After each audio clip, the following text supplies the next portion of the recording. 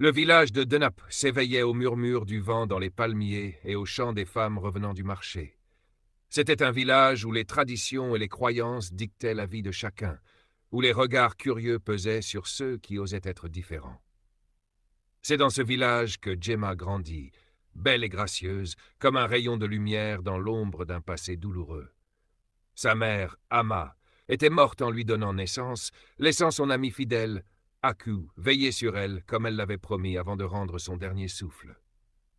Aku avait élevé Gemma comme sa propre fille, lui apprenant la patience, la dignité et la force face au jugement du village.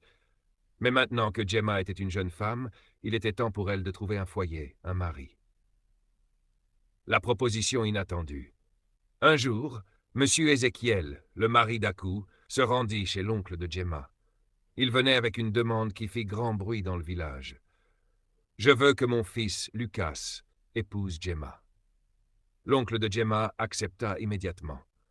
Après tout, cela éloignait de lui la responsabilité de la jeune fille, et il était soulagé de ne plus avoir à s'occuper d'elle. Lorsque les trois filles de l'oncle apprirent la nouvelle, elles éclatèrent de rire. « Alors, cette Gemma va épouser Lucas, celui que tout le village dit anormal.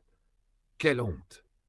Elles se moquèrent d'elle sans retenue, mais Gemma resta droite, le regard fier. La vérité révélée, Gemma, troublée, alla voir Aku.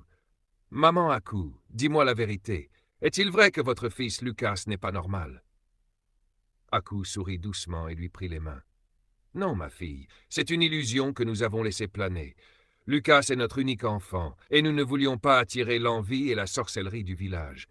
Mais il est fort, intelligent, et il t'aimera comme un roi aime sa reine. » À ces mots, Gemma se sentit soulagée. Elle se rendit auprès de ses cousines et leur déclara avec un sourire malicieux. « Vous riez de moi? Mais au final, c'est moi qui vais me marier avant vous, pendant que vous, paresseuses, vous attendez que des prétendants viennent frapper à votre porte. » Elles restèrent sans voix, vexées par l'assurance de leur cousine.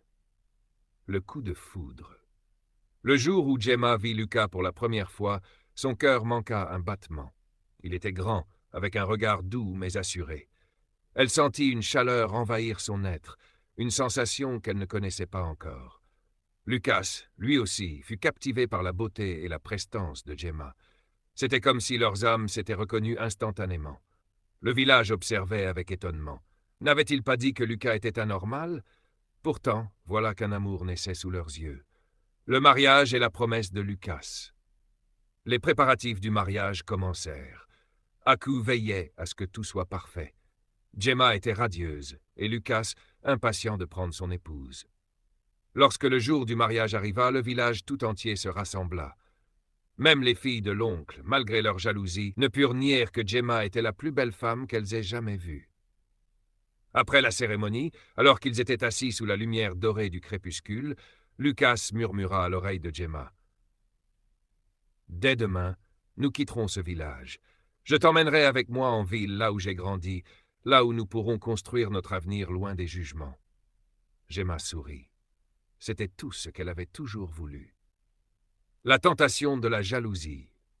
Le lendemain matin, alors que Lucas se préparait à venir chercher Gemma, Afi, l'une des cousines jalouses de Gemma, décida d'agir. Elle ne pouvait supporter que Gemma ait tout ce qu'elle désirait.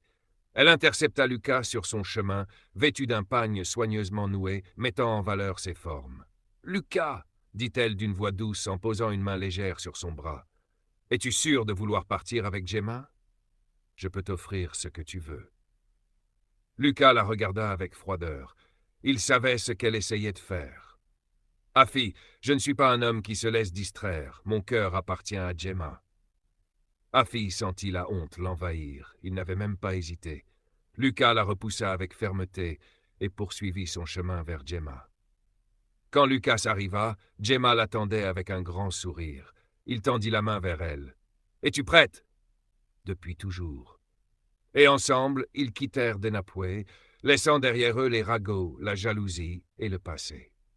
Gemma avait enfin trouvé son bonheur aux côtés d'un homme qui l'aimait véritablement.